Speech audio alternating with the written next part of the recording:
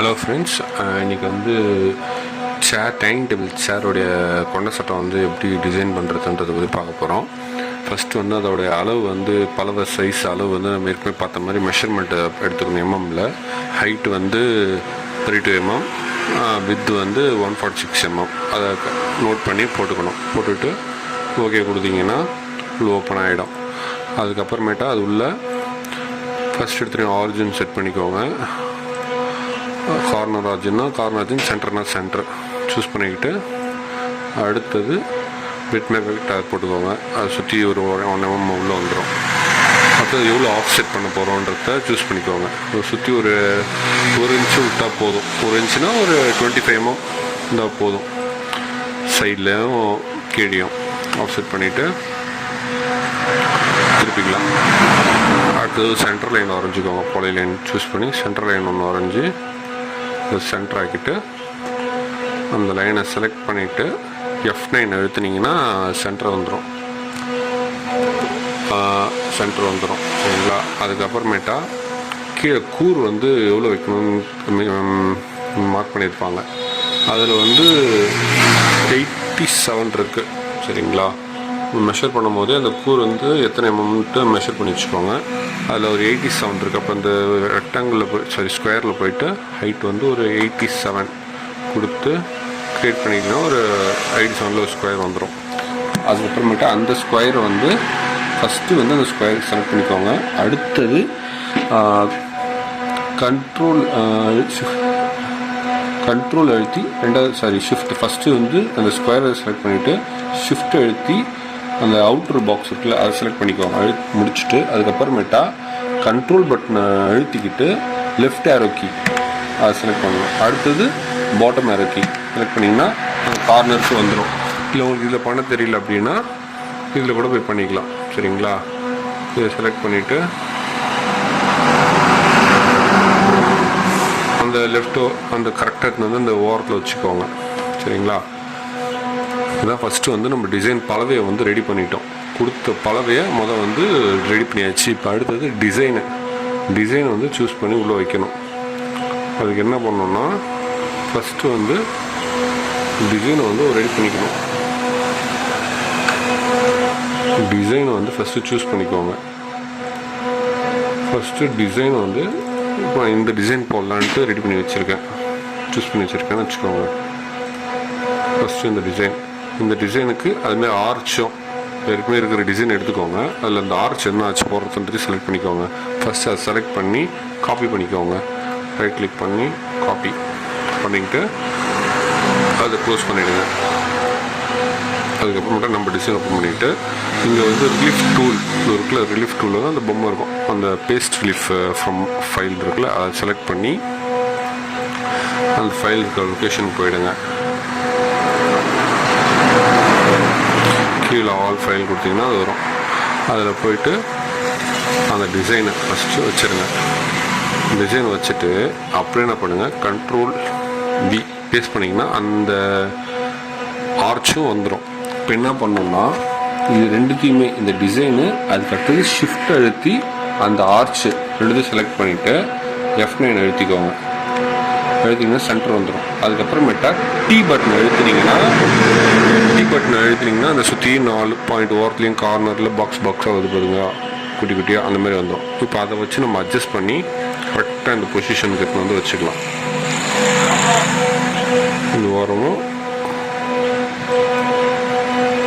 இந்த வாரமும் கரெக்டாக அந்த கார்னரில் வச்சிடலாம். வச்சுட்டு திரும்ப ஒரு வாட்டி F9 எழுத்துனீங்கன்னா ஃபஸ்ட்டு லெஃப்ட் ஒரு ரைட்டை செட்டில் ஆகிடும்.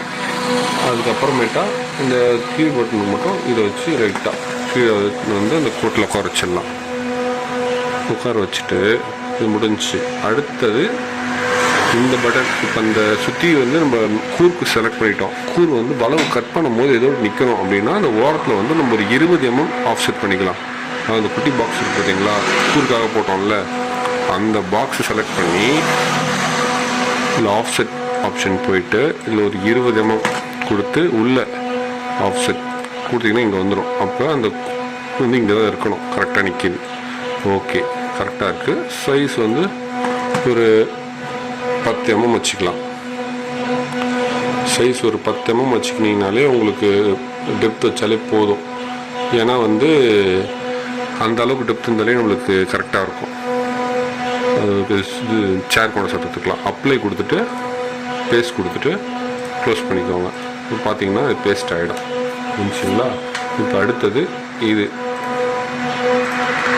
எடுத்து ஆஃப்செட்டு 20 mm அவுட்ரு செலக்ட் பண்ணி அவுட்ரு கொடுத்தீங்கன்னா இந்த அளவு. ஸோ இந்த அளவுக்கு எக்ஸ்ட்ரா இருக்குது.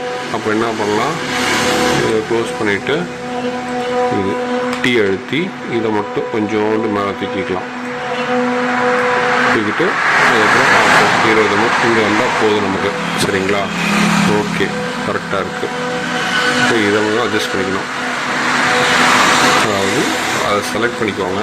இந்த பாக்ஸை செலக்ட் பண்ணி டி பட்டன் அழுத்திட்டு அதுக்கு அடுத்தது என் பட்டன் அழுத்திங்கன்னா இந்த பாயிண்ட்லாம் வந்துடும். சரிங்களா? இந்த பாயிண்ட்டை கரெக்டாக இப்படி வச்சு அட்ஜஸ்ட் பண்ணி இந்த வளவு கட் பண்ணுறதோடு இருக்கிற மாதிரி வச்சுக்கோங்க. வச்சுட்டு எஸ்கேப் போட்டு ட்ரிம் இருக்குல்ல, ட்ரிம் ஆப்ஷன் யூஸ் பண்ணி தேவையில்லாதெல்லாம் கட் பண்ணுறேங்க. அதுமாதிரி எல்லாமே தேவையில்ல நமக்கு. இந்த சைடு ஒரு ஆஃப் ஃபுல்லாகவே கட் பண்ணி எடுத்துருங்க. ஒரு ஆஃப் மட்டும் இருந்தால் போதும். நம்ம மட்டும் மிரர் பண்ணிக்கலாம். தேவையில்லாத எல்லாத்தையுமே டிலீட் பண்ணிடலாம். இதுக்கு எதுவுமே தேவை கிடையாது. இதெல்லாம் தேவையில்லாத பாக்ஸ் எல்லாத்தையுமே ஃபஸ்ட்டு டெலீட் பண்ணுறேங்க.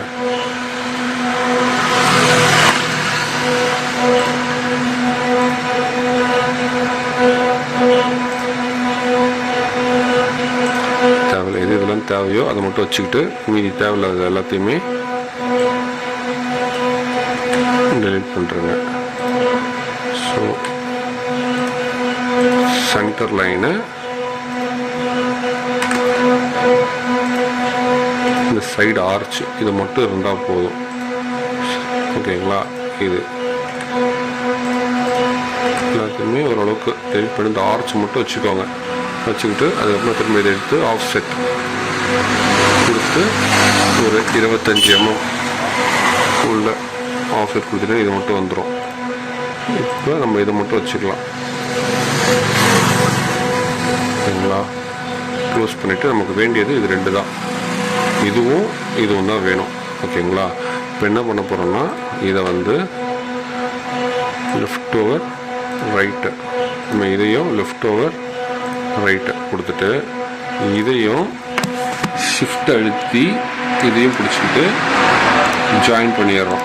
ஃபஸ்ட்டு ஜாயின் பண்ணிவிட்டு இருக்குதுங்களா, இதோட வச்சுக்கிட்டு இதை வந்து ஆஃப் செட்டை 20 mm அவுட்டர்.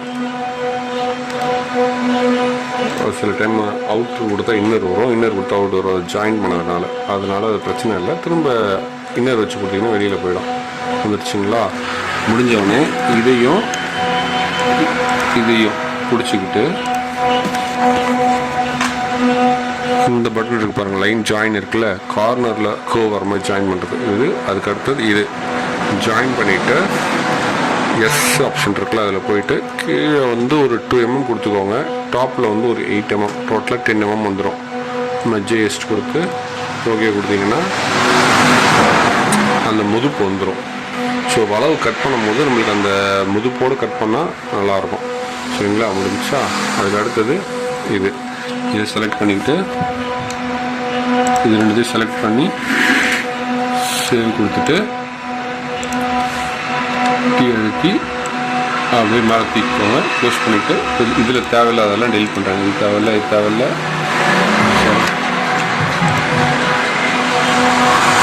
நம்மளுக்கு வந்து இந்த ஆர்ச் வரணும், இந்த ஆர்ச்சோடு இது ஜாயின் ஆகணும். சரிங்களா? இது பண்ணிவிட்டு அது மாதிரி இதில்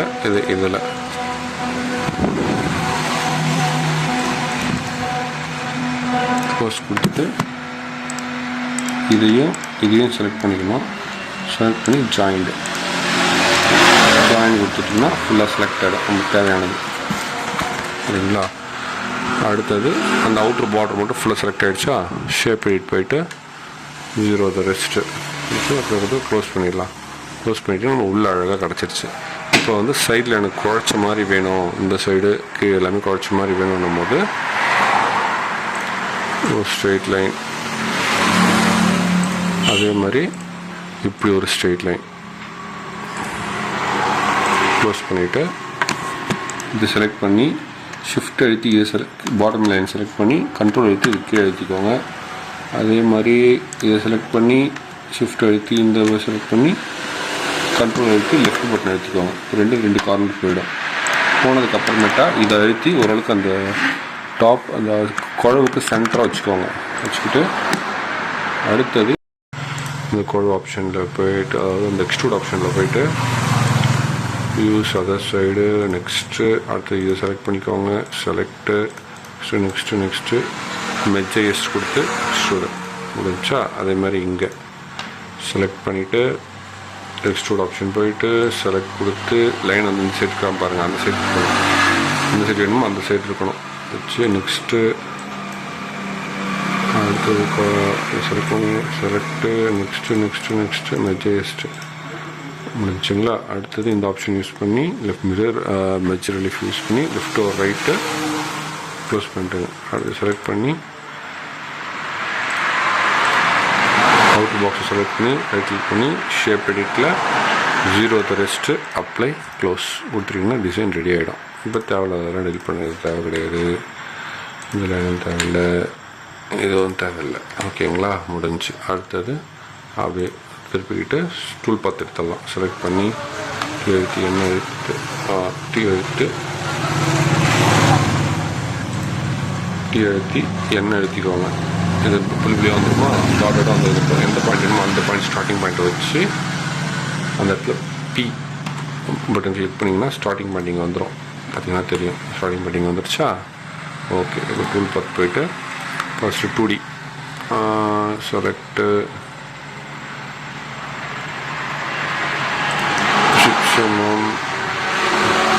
செட்டப்பு ஓகே 3D நவ். அடுத்தது அதே மாதிரி 3D செலக்டட் வெக்டர் மந்திரம் அது செலக்ட் பண்ணோம். அடுத்தது 10 சிக்ஸம் வந்துட்டு 10 ஸ்டெப் ஓவர் செட்டப்பு ஓகே. அடுத்தது நவ் அது ஸ்டிமுலேட் ஓடும். டூல் பார்த்து ரன் ஆகும்.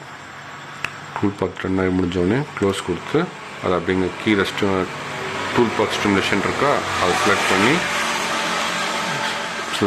பண்ணிங்கன்னா டூல் பார்த்து ஸ்டிமுலேட் ஆகும்.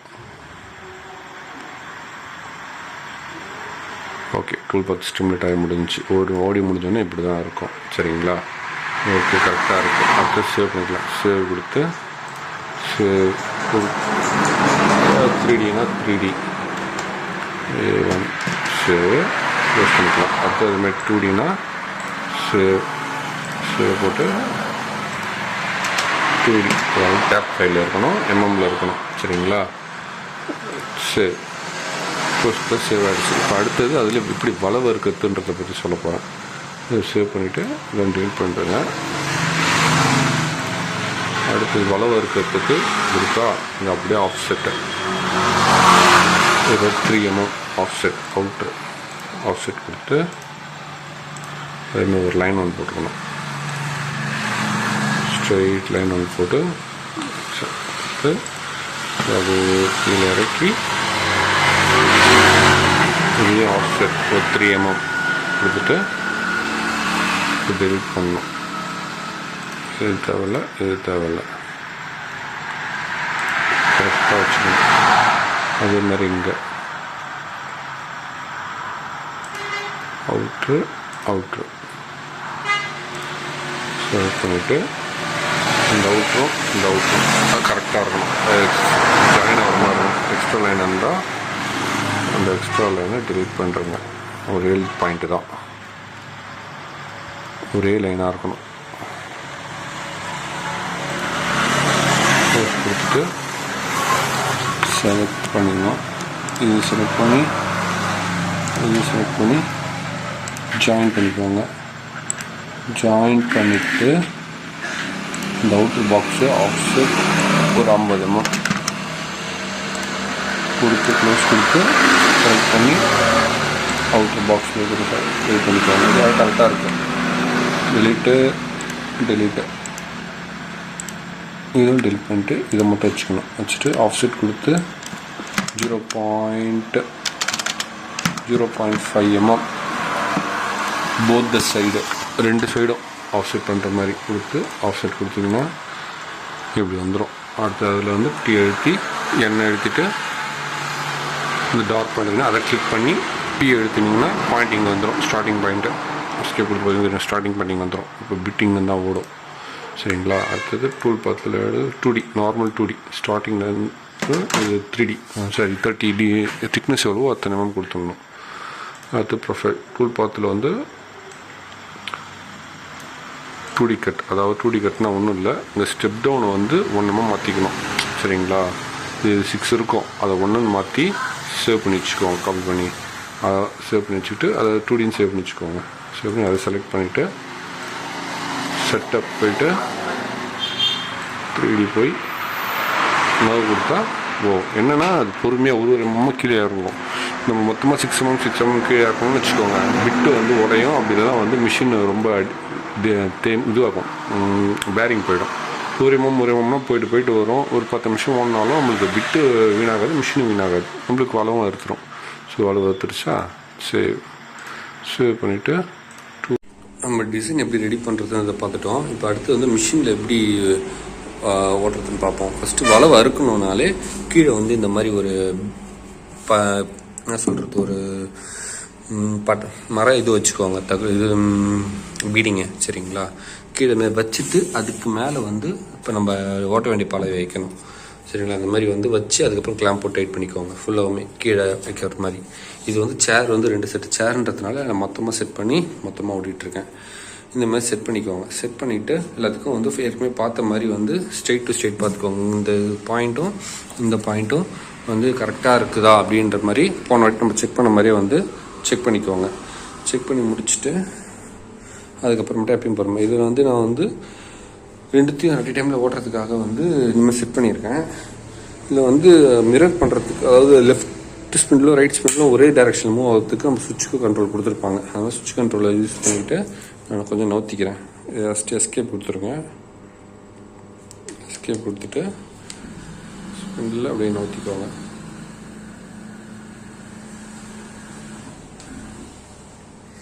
நவுத்திட்டு ஆரிஜின் இருக்கான்னு பார்த்துக்கோங்க.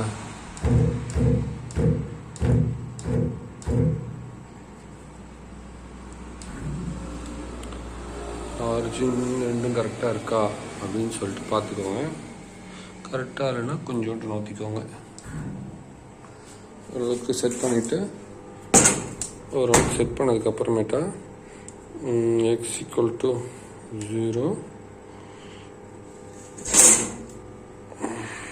அதுக்கப்புறம் Z வந்து அதுக்குமே 0வில் தான் இருக்குது ஏற்கனவே, அதனால் 0 பண்ண தேவையில்லாத இந்த பட்டன் வந்து திரும்ப வந்து நார்மல் பண்ணிக்கோங்க. ஏன்னா அப்போ தான் மிரர் வந்து கரெக்டாக ஓடும், லெஃப்ட்டும் ரைட்டும் வந்து மிரர் ஓடும். நான் வந்து எதுக்கு வந்து அந்த சேம் டைரெக்ஷன் மூவ் பண்ணோன்னா ஸ்ப்ரிண்டில் 2 பக்கத்தில் இடிக்கும்ன்றதுனால தான் வந்து இப்படி இங்கேருந்து ஒன்று ஒன்றா ஓட்டிகிட்டு போகிறேன். ஃபஸ்ட்டு இதையும் ஓட்டினேன், அடுத்து இதையும் ஓட்டினேன். இப்போ வந்து 4வதாக வந்து இந்த கார்னரும் இந்த கார்னரும் ஓட்டுறேன். சரிங்களா? இப்போ வந்து அடுத்தது ஸ்பீடு 10 வச்சுக்கோங்க. கரெக்டாக தெரிய மாட்டேங்குது டிஸ்பிளே. ஓகே, ஸ்பீடு வந்து ஒரு 10 வச்சுட்டு, தெரியுதுங்களா? 10 வச்சுட்டு இந்த ஷிஃப்ட் பட்டனும் இந்த சென்டர் இருக்குது பார்த்தீங்களா, இந்த 5 அது ரெண்டுத்தையும் சேர்த்து ப்ரெஸ் பண்ணிங்கன்னா கரெக்டாக வந்து 10 mm தூக்கி நிற்கும். அதுக்கடுத்து 2D எப்பயும் போல் மெனு பட்டன் போயிட்டு யூஎஸ்பிக்குள்ளே போயிட்டு இந்த நார்மல் 2D செலக்ட் பண்ணுற மாதிரி 2D செலக்ட் பண்ணி லோடு கொடுத்து ப்ளே. இப்போ 2D ஓட்டி பார்த்தாச்சு. 2D வந்து கரெக்டாக ஓடிச்சு. இது கொஞ்சம் இந்த இடம் கம்மியாகவும் இந்த இடம் அதிகமாக இருந்ததுனால லைட்டாக கிளாம்ப் லூஸ் பண்ணி அது கொஞ்சம் டைட் பண்ணியாச்சு. இப்போ ஓரளவுக்கு கரெக்டாக இருக்குது. நம்ம இதுவும் அதேமாரி கொஞ்சம் ஆழம் அதிகம் போனதுனால இது கொஞ்சம் மேலே தூக்கியாச்சு. இப்போ வந்து கரெக்டாக இருக்கிறதுனால இப்போ அடுத்து 3D ரன் பண்ணலாம். 3Dக்கு ஸ்பீடு அதுமாரி 10 வச்சுட்டு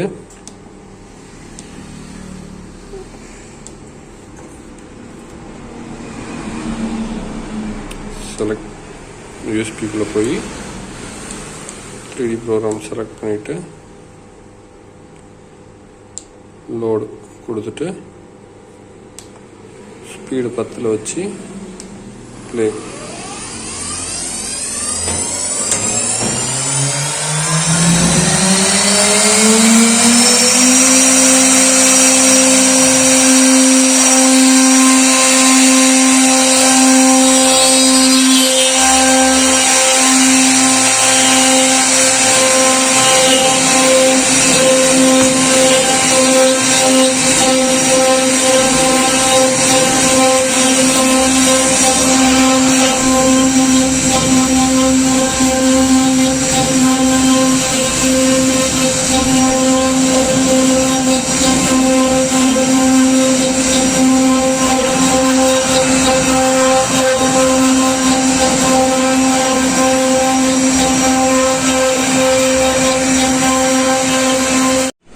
மிஷின் வந்து ஓடி முடித்தோன்னே இப்படி வந்து ஆரிஜின் வந்து நின்றுடும்.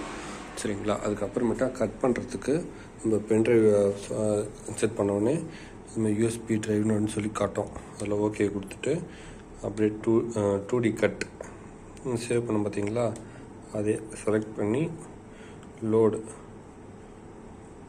1 செலக்ட் பண்ணிங்கன்னா லோட் ஆகிடும். அது அப்படியே ப்ளே கொடுக்க வேண்டியதான், வேறு எதுவுமே பண்ண தேவையில்லை.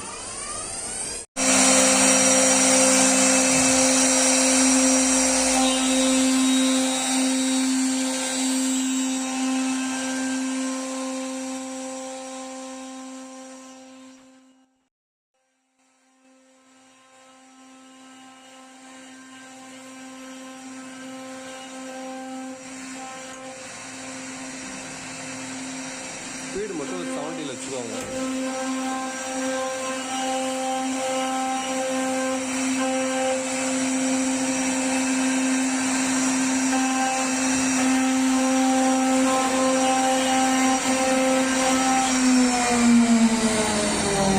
பார்த்தீங்கன்னா ஸ்டெப் பை ஸ்டெப்பாக ஒரு எம்எம்மாக ஃபுல்லாக கட் ஆகிக்கிட்டே போயிடும். சரிங்களா? ஃபுல்லாக கட் ஆகணும் உங்களுக்கு கரெக்டாக அது பாருங்கள் தெரியுதுங்களா? அப்படியே ஒரு எம்எம்மாக ஃபுல்லாக கட் ஆகி கடைசி வரைக்கும் கட் ஆகிடும்.